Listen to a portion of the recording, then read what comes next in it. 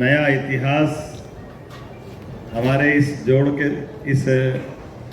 दौरे के साथ माननीय प्रधानमंत्री जी के आशीर्वाद के बाद अतीत का वो हमारा गौरवशाली ट्रस्ट जिसके बारे में विस्तार से बताऊंगा, उसके पहले माननीय प्रदेश अध्यक्ष जी, माननीय संगठन महामंत्री जी, माननीय कैलाश जी भाई साहब, माननीय चेतन जी, हमारी केंद्रीय मंत्री सावित्री जी, माननीय मंत्री निर्मला भूरिया जी, क्षेत्रीय विधायक नीना वर्मा जी, हमारे पूर्व मंत्री, हमारे सामने बैठे हमारे सभी आसपास के जिले के सभी माननीय सांसद, माननीय सुधीर गुप्ता जी, माननीय विधायक डॉक्टर राजेंद्र पांडे, माननीय विधायक सतीश मालवी जी, माननीय जितेंद्र पंड्या जी, माननीय विधायक बड़नगर, पूर्व विधायक ताराचंद जी, हमारे झाबुआ कल सिंह भावर जी, और इधर से लेके माननीय डॉक्टर तेज बहादुर जी।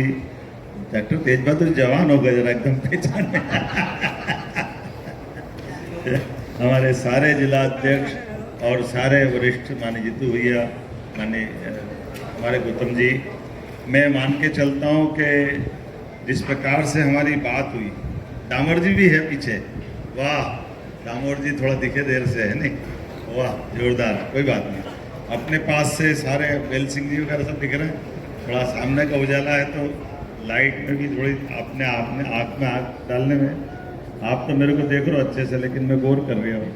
तो मैं आज के इस अवसर पर ये जो हमारी संगठन और सरकार की दोनों की मिलीजुली जो बातें आई, ये बात सही है कि ये जो 17 तारीख से 2 अक्टूबर तक सेवा का पखवाड़ा और सेवा के पखवाड़े के आधार पर जो स्लोगन है सशक्त नारी स्वस्थ परिवार, ये जो अपने आप में हमारा मूल यशस्वी प्रधानमंत्री जी की थीम, अपनी आधी आबादी के लिए जितना काम माननीय प्रधानमंत्री जी ने किया, मैं मान के चलता हूँ आज तक कभी नहीं हुआ। जोरदार अभिनंदन करें श्रीमान नरेंद्र मोदी जी की। उनकी लगातार एक एक चीज़ों पे, उज्ज्वला गैस कनेक्शन से लगा करके घर घर गरीबों के मकान बनाने तक, मकान बनाने से लगा करके हमारे लिए लखपति दीदी, लखपति ड्रोन दीदी, और अब तो आने वाले समय में 33% का आरक्षण आज़ादी के बाद, ये तो आश्चर्य है।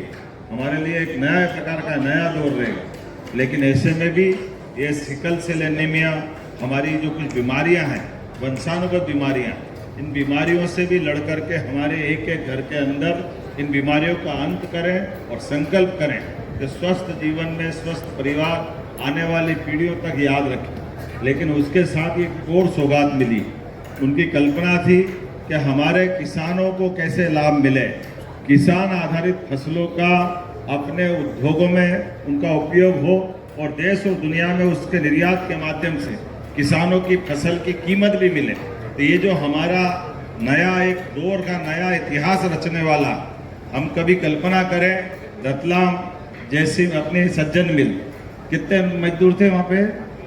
3000। मैं उज्जैन के बता दूं, हीरा मिल, विनोद मिल, इंदौर टेक्सटाइल मिल, विमल मिल, सब मिला करके हमारे 7000 मजदूर से 9000 मजदूर में उज्जैन पूरा हो जाता। मैं भाई साहब से पूछा था, होप टेक्सटाइल्स लगा करके इंदौर के सारे मजदूर मिला लो, तो उन्होंने कहा जब बहुत तेज से चल रहे थे तो मान लो कि 50,000 और बाद में 25,000 के अंदर ही रह गए। ये हमारे मोटे तौर पर उज्जैन, रतलाम, इंदौर, जैसी मिल, ग्वालियर, सारे मजदूर मिला लो।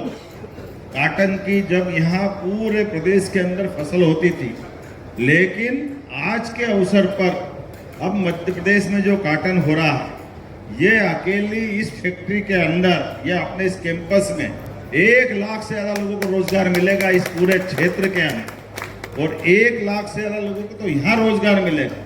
लेकिन 6 लाख किसानों के लिए, उनको खास करके सीधा उनका काटन, उनका कपास, यहाँ धागा बनेगा, कपड़ा बनेगा, रेडीमेड गारमेंट्स बनेंगे अलग अलग प्रकार के। तो ये 3 लाख से ज्यादा लोगों को अप्रत्यक्ष खेत के किसानों के लिए एक दौर वापस आने वाला, जब हमारा वो पुराना कॉटन कपास के आधार पर पूरा मालवा और निमाड़ पहचाना जाता था। तो ये एक नई दुनिया बनने वाली, एक नया दौर आने वाला, तो जिसमें हम धार झाबुआ से लगा करके रतलाम तक, इधर इंदौर उज्जैन से लगा करके इंदौर तक, और जब ये मेट्रोपॉलिटन का एरिया बढ़ के आया, इस मेट्रोपॉलिटन में धार भी हमारे साथ जुड़ा है, इंदौर भी है, उज्जैन भी है, देवास भी है, शाजापुर के मक्सी तक चले गए।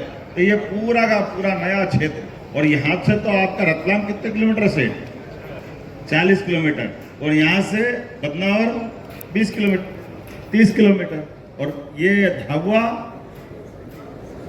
आसपास के सभी लगे लगे बेल्ट में ही है। मतलब पूरा 100 किलोमीटर का सराउंडिंग एरिया एक वाकई में बड़ा महानगर बनेगा। अभी हम ये देखें कि आने वाले समय में महानगर से ज्यादा बड़ी बात क्या है, हमारी बड़वानी का भी कपास, बड़वानी, खंडवा, खरगोन, इंदौर, धार, झाबुआ, वापस कपास लगाने के लिए भी हमको प्रेरित करना पड़ेगा। जैविक कपास, जैविक खेती, एक एक खेत के किसान के लोगों को कैसे लाभ मिले तो उनकी फसल का सही दाम मिले। बड़ा दुख होता था कांग्रेस के शासनकाल में, हमारी एक एक करके सारी मिलें बंद होती गई, मिल के मजदूर परेशान होते रहे, उनको भुगतान नहीं कर पा रहे। लेकिन हमें इस बात का संतोष है, हमारी सरकारों ने इस दिशा में काम किया है। पुराने सारे मजदूरों की देनदारियां भी चुकाई है, और आज के दौर में नए सिरे से जो नई इबारत लिख रहे हैं तो हमारे सारे खास करके किसानों के लिए ही पूरा काम चल रहा है। तो ये जो वास्तव में सही अर्थ में 6 और 3 लोग मतलब 10 लाख के आसपास ये एक बड़ा बहुत बड़ा रोजगार देने वाले कारखाने का पूरे पार्क का भूमि पूजन है। और उससे बड़ी बात, ये 7 पार्क बनने वाले थे, 7 पार्क पूरे देश के अंदर ऐसी अलग अलग स्थानों पर बनने वाले। लेकिन हमें इस बात की प्रसन्नता कि सबसे पहले पार्क का भूमि पूजन हो रहा है तो हमारे इसी स्थान पर हो रहा है। ये हमारे लिए सौभाग्य की बात है। और हमारे माननीय प्रधानमंत्री जी के एक एक काम, उनकी अपनी भावना कैसी रहती है। उनका कहना है कि हम तो अपने जीवन के चक्र से व्यक्तिगत जीवन की कोई उपलब्धि के बजाय जनता के जीवन में बदलाव कैसे आए, जनता के जीवन में सुख कैसे आए, जनता का कल्याण कैसे करें, इसलिए वो अभियान के नाते से 17 सितंबर से 2 अक्टूबर तक का पूरा सेवा का पखवाड़ा घोषित किया है। 2 अक्टूबर गांधी जयंती तक अपना ये लगातार अभियान चलने वाला। ऐसे में हम सौभाग्यशाली हैं, 17 तारीख को स्वयं प्रधानमंत्री हमारे बीच पधार रहे हैं। हमारे लिए आनंद की बात है, एक अलग प्रकार का गौरव है। जब यहाँ कार्यक्रम होगा तो पूरे देश में प्रसारण होगा, पूरे देश में आनंद आए। इसीलिए एक आग्रह ये भी है कि ये हमारे हर जिला केंद्र पर, हमारे हर संभाग केंद्र पर, अपने राज्य के अंदर भी ऐसे बाकी बचे हुए इंदौर और उज्जैन संभाग मोटे तौर पर हम यहाँ जोड़ करके, लेकिन सेवा के पखवाड़े में भी हमने इशारा किया है कि हमारे इसी से जुड़े हुए जहाँ परमानेंट इंफ्रास्ट्रक्चर भी है और हॉस्पिटल की सुविधा भी है, तो पड़ोस का बदनावर, धार, झाबुआ, वहाँ पर भी ये जो हमारी विभिन्न प्रकार की जांच वो भी हो और यहाँ भी हो, क्योंकि ये स्थान हमारा चैलेंज वाला है। एक ही मार्ग है, वाकई ऐसा कभी होता नहीं है। ये केवल प्रधानमंत्री जी का भावना है और हमारे इस पूरी संगठन की ताकत और सरकार की भावना है कि स्थान यही होना चाहिए, इसलिए कार्यक्रम बना रहा है। ये हमारे लिए सौभाग्य की बात भी है, थोड़ा सा चैलेंज भी है, क्योंकि आने जाने के मार्ग भी सीमित है। हमारे को कई प्रकार की सावधानी भी रखना है। हर हालत में हमारे सारे लोग 10 बजे तक यहाँ आ जाए, इसका संकल्प भी हमको करना है। हम 11 बजे के बाद इंटरव्यू नहीं दे पाएंगे और समय पे कार्यक्रम कर लेंगे। थोड़ा बारिश की भी चेतावनी है, तमाम चुनौती है, लेकिन तमाम चुनौती के बावजूद भी विश्व के सबसे लोकप्रिय नेता अगर हमारे बीच में ऐसा नहीं है कि जहां सबसे कठिन चुनौती होती है, माननीय प्रधानमंत्री को जानने वाले लोग कहते हैं ये अलग मिट्टी के बने हुए नेता, ये अलग मिट्टी के व्यक्तित्व है।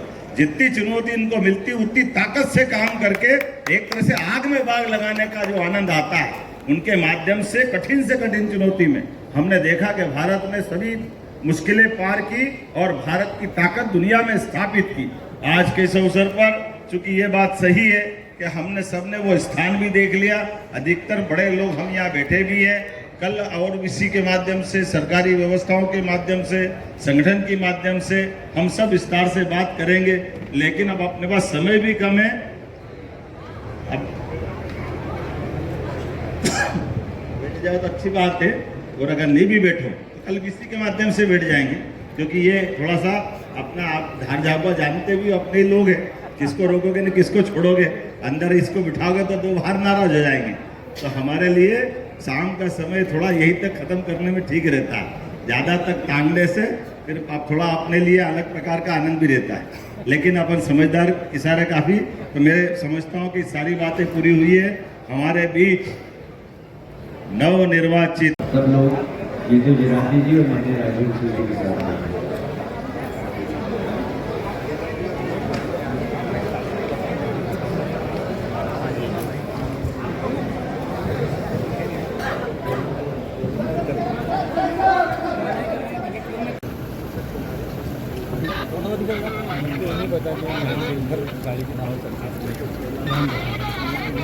चलो भैया थोड़ा पीछे चलो प्लीज, चलो आप लोग